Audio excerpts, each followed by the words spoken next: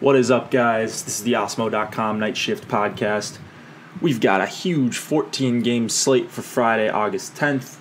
Lots to talk about, so I'm going to get into it after I talk about Osmo.com. You can go there, check out the premium packages. Just click on the premium tab, and you can see everything we have to offer. Football's coming up. We got NHL, NBA coming up in a couple months as well. So really fun time. Perfect time to join Osmo.com with the premium subscription for MLB. You get ownership projections, rankings, articles from Osmo himself, spotlight hitters, pitchers, and stacks.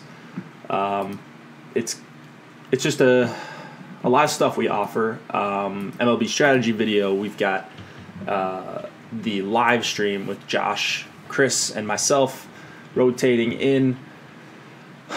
Yeah, all the usual stuff. 14 games. Let's talk about it. So we're going to start off with one of my favorite spots of the night, Texas and New York. Yankees in Yankee Stadium. We've got Mike Minor going up against Masahiro Tanaka. And this is about as bad of a spot as it gets for Minor. He really struggles giving up quality contact to righties, and he's going to get some good ones here. Stanton, Hicks, Gleyber Torres, Andujar. I even like Austin Romine quite a bit in this spot. So Yankees are one of my favorite spots on the entire night at home. They've just crushed lefties all season, and I expect that to continue in this spot. So possibly my favorite stack of the night. Haven't really gotten around to ranking them, but really, really love them against Minor in that Rangers bullpen. Tanaka is 10-4 on DraftKings. No issue using him here. I think I prefer him over some of the other guys in his range, Eovaldi and Wheeler. So, I mean, I love Tanaka. I'm a huge fan. Love watching him pitch. His stuff is just so nasty when he's on. And this is the kind of matchup where he could strike out 10. So I don't mind paying the 10-4 price tag, especially with no studs on this slate besides Garrett Cole and Tanaka, who I consider a stud. I don't know if everyone else does, but he's the second highest priced, and then it's $2,100 up to Garrett Cole. So I'm on Tanaka for sure. Red Sox and Orioles, Nathan Eovaldi against Dylan Bundy. Eovaldi has yet to allow a run, an earned run in his Red Sox career. That could continue again here. He's 9,700 on DK. He is he certainly got strikeout upside here against the Orioles, although the hitting environment is underrated, I think. 83 degrees, a little bit of wind blowing out in Baltimore. It is a good park.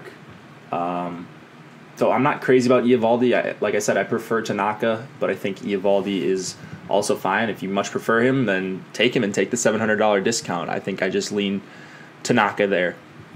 Bundy, 6,500. Feels like he faces Boston every other time he pitches. Like, I know he's played them maybe 4 or 5 times. I don't know. He's handled them before a couple times. He's gotten roughed up a couple times. The swinging strikes have kind of disappeared for Bundy, or at least gone way down. We're not seeing the kind of swing and miss that we saw earlier in the season, so I am reluctant to use him, even at 6,500. Just that Red Sox offense is too good. You give them a good hitting environment. I know it's not Fenway, but it's not that far behind, especially with a little bit of wind blowing out.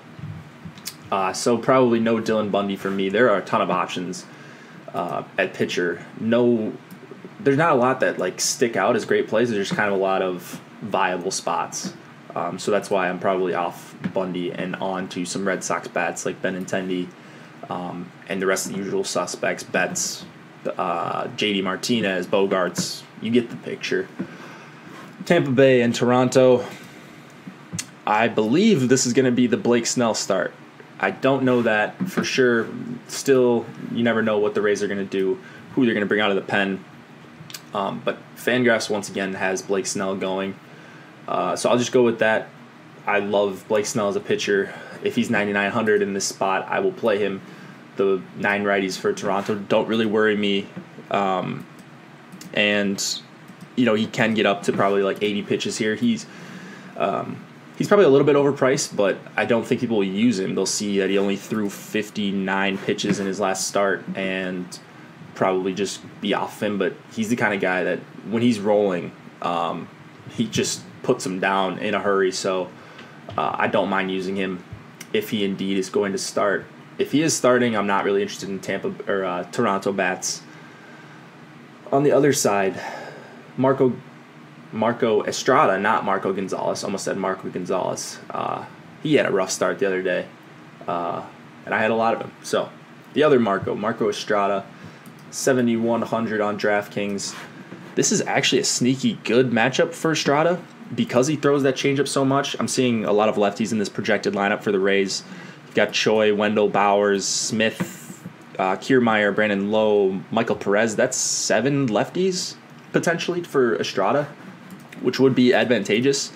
I would expect him to see pretty low ownership, a 4.5 run total for the Rays. Will probably not put people on Estrada. He's not someone people like to play generally, but I think he's going to be low owned and he could get some strikeouts. And it's a team that I don't love playing, so might as well have some Marco if I'm not going to be on the Rays stacks. I like righties against Marco, and they don't really have that many of them. Duffy and Willie Adames don't really do it for me. Arizona and Cincinnati. Clay Buchholz against Anthony Desclafani. Buchholz is 8,800 on DraftKings. Desclafani 6,100. Buchholz, I don't know what year this is, why he's priced at 8,800. I know he's been good. There's no doubt about it. But he's still not showing like crazy swing and miss stuff. I know he had 8 strikeouts in his last start, but the Reds aren't even a good strikeout matchup. So it's pretty easy fade for Buchholz. It's a good hitter's park. You got Votto and Scooter Gennett, and my personal favorite, Eugenio Suarez, is only 4,600. So I'm on those 3 Reds bats, maybe even some Peraza. I don't know how Buchholz is at holding runners historically, but Peraza just got big speed. Whenever he gets on, he's usually looking to steal. So a 1, 2, 3, 4 Red stack is a little bit intriguing to me. Desclafani, 6,100. Just, I don't think he's any good. And a 5-run total for Arizona. Pretty easy for me to get off Desclafani there. My favorite bat probably is Peralta for Arizona, but Escobar, Descalso, even Alex Avila, and then the 2 righties, Goldschmidt and Pollock, are all guys I will have bits of. Goldschmidt and Pollock under 5K, and then Peralta all the way up at 5,500. So a little bit pricey for some of these guys, but I don't mind paying that against Desclafani, who just gets pummeled by lefties, despite what I think was a fluke start. I think it was against the Nationals his last time out.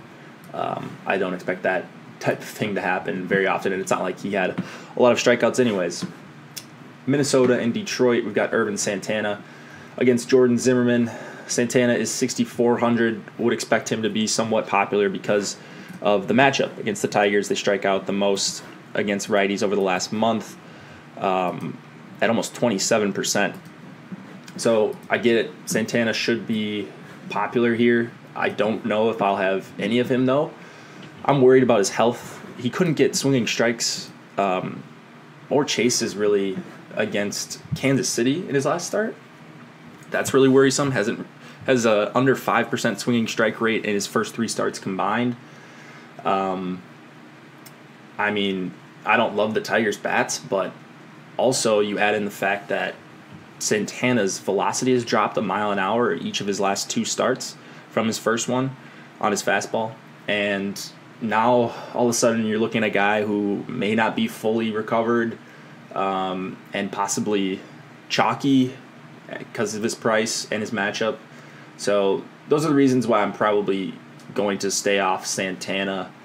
I don't think he's a great pitcher anyways. And so for all those reasons, I'm probably going to be off of him. Unless I'm completely misreading this situation and he's going to be like 2%, then I think he's fine to take a flyer on. But I just don't see that because people love picking on the Tigers for good reason. Zimmerman on the other side and the Twins bats, it's just kind of an avoid besides Rosario and Polanco. Polanco finally got his first home run of the season last night, or I guess it would be today for me recording this, on Thursday in a day game, and I didn't have him because I didn't play the day slate. But but I like him here in this spot for 3,700. Rosario only 4,400 in a pretty decent park for hitting 80 degrees and some wind blowing out to right. Mets and Marlins, Zach Wheeler against Jose Urena. Wheeler is 10,100 on DraftKings. He's had a really nice stretch of starts as of late, and now gets the Marlins in a good pitcher's park. So I would be interested in Wheeler if his price was a little bit lower, but in that Tanaka range, I would rather go to Tanaka. So I get it. Wheeler's been really awesome as of late. It's the Marlins. It's a lot of righties, but I just prefer some other guys ahead of him. So I don't know that I'll go to Wheeler, although there's certainly reasons to like him. Like the Mets let him go deep. As I said, the swinging strikes are up. The chases are up. I think he's somewhat safe for like 20 DK points, but I don't know that he's got huge upside. This Marlins team is sneakily pesky. Urena on the other side, 6,700 against the Mets bats. I mean, I don't like either side of that, so I don't know that I need to talk about that very long. Conforto is 4K and going up against a righty who gives up a ton of hard contact to lefties. So that is about it.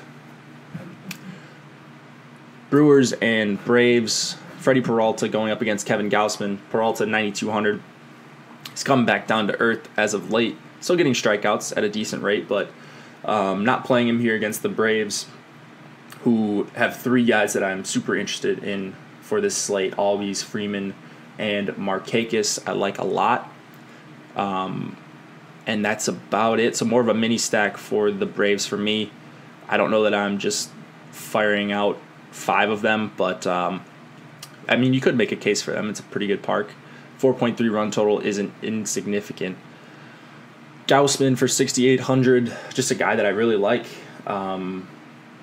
He does get a lot of swinging strikes, not as many as of late, but the Brewers strike out in the top 10 against righties over the last month, almost 25%. They've been a below-average team against righties in general over the last month, 95 WRC plus, and I just like Gausman. I like that he's out of Baltimore in a better organization. If he's throwing to Flowers, even better. So I'm on Gausman for 6,800 for sure. I expect him to have a nice stretch at the end of the season, and it could start here. Cleveland and Chicago. The White Sox, Shane Bieber going up against Carlos Rodon. Don't really like either pitcher here. I get the case for Bieber. It's just a good matchup against the White Sox. You saw him have a nice start against the Angels when they were basically rolling out a AAA squad with no Trout. And I don't think Upton was in there either, and maybe a couple other guys, Andrelton Simmons too. But he did what he was expected to do, which is fine, but he gives up so many hard hits, 44% hard contact for Bieber on the season. And you've got Polk in there, Avisel Garcia, Jose Abreu, I respect a lot, and then Moncada off the top is only 3,800 at second base. So I actually don't mind a White Sox stack, 4 or 5 man, whatever you want to do. I think it's going to be really, really low owned. I think some people will be on Bieber heavily, and I'm kind of on the other side of that. Wind blowing out here, almost 80 degrees. So I'm in for some low owned White Sox. Rodon, cannot play him here. He's 7,300. I shouldn't say you can't play him here. I mean, I'm not going to play him here, but if he's your guy or whatever, then by all means, I don't make your lineups for you. But I don't think Rodon's in a good spot against the Indians, near 5-run total. As I said, wind blowing out. It's just going to be a no from me. So Ramirez and Brantley will be once again at the top of the list for their respective positions. Seattle and Houston, Mike Leake and Garrett Cole. No Mike Leake for me. Tony Kemp is interesting for the Astros at 3,800, as is Josh Reddick for 4,100. The Astros overall are super cheap. Gaddis 4,300, but then Bregman 4,500. Marwin Gonzalez, dual position eligibility for just 3,800. I know it's not the same old Astros Kind of a watered-down lineup, as we've been saying for a couple weeks now, but still, 4.6 run total against a pitcher who I expect to let them put the ball in play. I don't hate them as a little bit of a stack. Garrett Cole for 12.5. I like Cole. I don't like this price relative to some of these other pitchers. I think he should be priced down lower by like Tanaka and Wheeler and Eovaldi. But he has been good. There's no doubt about it. He regressed a little bit since the start of his season when he was just mowing down everyone. Hasn't had a 10 strikeout game since May 4th, which is concerning when you're paying this price for a guy. I think Tanaka has similar upside, and so Cole's hard for me to get to.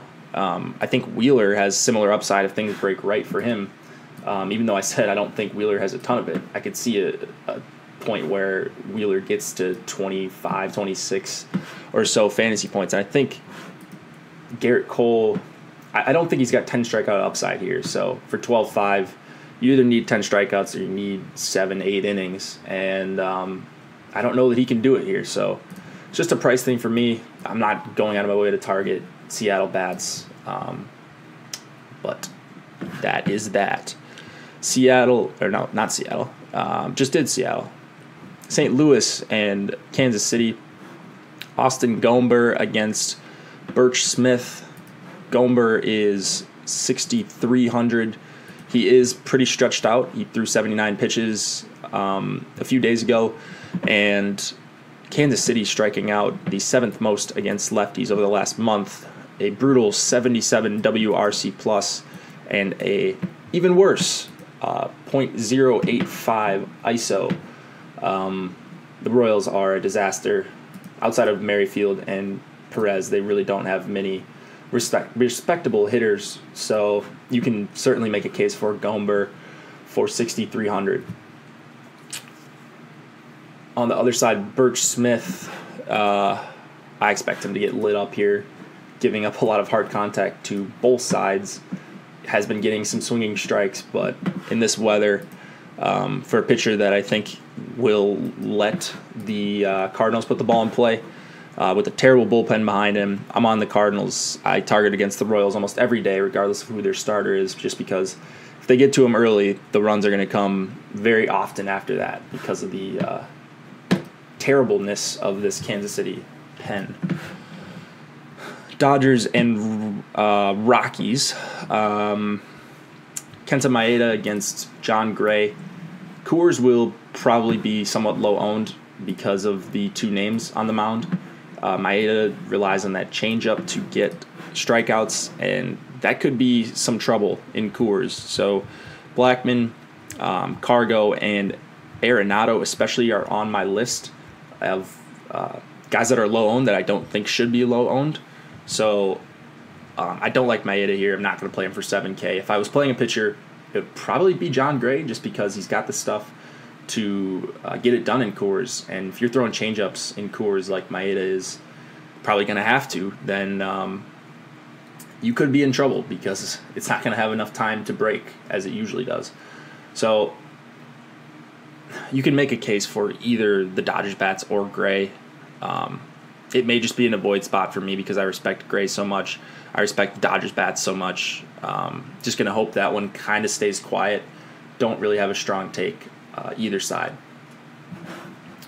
Oakland and LA, the Angels. Brett Anderson against Felix Pena. Anderson coming off a really nice outing. Got pulled early at 74 pitches through 7 innings. With only 2 strikeouts, I don't expect him to repeat that performance. I know the Angels have been bad against lefties, and I really don't even want to target that many bats against Anderson. But he, it's a good matchup for Trout if he's in. It's a good matchup for Andrelton Simmons. Justin Upton has had a really tough time hitting lefties this year. A 78 WRC plus, striking out over 30% of the time. So the Angels not a super appealing stack for me. Felix Pena, 5,500. This is a guy whose slider is awesome. At least it was before. Threw 86 pitches in his last outing on the 4th. so that would be 6 days ago by the time this game starts. Went 5 1/3, struck out just one. That was in Cleveland, though, but still impressive. Gave up a couple earned runs, I should say. He's a guy I really like, and if the A's are going to roll out this lineup with 6 righties, it looks like, I'm in for Pena. So it's probably going to be a lineup thing, depending on how much exposure I have to him. But I really, really like Pena, and I think he can get these righties, especially out with that slider. Don't like the weather. It's 85 degrees with wind blowing out. Certainly a risky spot, but 5,500 in my eyes is worth the risk for Pena, who has got a really phenomenal slider in terms of whiffs per swing. Phillies and Padres, we've got Zach Eflin against Jacob Nix. I think Eflin's fine here. He's 8,500, a little bit overpriced. People just love playing pitchers against the Padres in Petco. I certainly understand that, but I'm not just like jamming Eflin in. I'm not jamming in Padres bats either. This game pretty much as a whole it kind of really doesn't exist for my lineup making, so I hope it stays quiet. I doubt this is going to be one that I end up on unless Josh gives some crazy analysis as to why I should play this. I'm probably going to steer clear of this for the most part. Where's Nix? Nix is 5,700 on DraftKings. Let's see. Let's do a quick look at him. His minor league stuff. So he threw 91 pitches in his last start in AAA. Just threw one AAA start after throwing AA for the first, looks like 8 or 9 of the season. I don't know much about him. It doesn't look like he gets a ton of swinging strikes. He can get some strikeouts at times, goes deep. I'm seeing a lot of 7-inning performances, but this was in AA. So really tough to judge what he's going to do at the major league level. For that reason, I'm probably going to be off of him. There's some other guys like Pena who's cheaper. If you want to go to Irvin Santana or Gomber or some of these other guys in this range, there's not a shortage. Gaussman, there's not a shortage of options in the low tier. So Nix will probably not be on my radar. Pirates and Giants. Last game of the night, Trevor Williams against Derek Holland. Man, talk about a bad game here. There's really nothing that sticks out to me for bats on either side. But I do have some interest in Derek Holland. He's 7,600. I don't think anybody will be on him. He's had a nice run of starts, and then getting a ton of swinging strikes as of late. He's only going like 5 and 6 innings, but that's fine as long as he's not getting lit up for a bunch of earned runs or anything. Like 13.8% swinging strike rate in his last start. The chase rate is getting above 40 a lot of games, or around 40 in others. So I think Holland has improved. The Pirates will probably throw out a righty-heavy lineup against him, which is perfectly fine for me. And just pitching in that park, it's hard not to like a guy for 7,600 who has shown he's been pretty decent. So I don't mind Derek Holland for 7,600, even on a slate with a lot of options. All right, guys, that's going to do it for the night shift. Enjoy your Friday. Watch some baseball. Do whatever you do. Get to Osmo.com. Check out the strategy video with myself and Josh at around 9 Eastern tomorrow. We'll go for probably close to an hour and a half, maybe a little bit more. There's going to be a lot to talk about, so I'm pumped to play this slate. I'm sure you guys are as well, and we'll see you in the morning.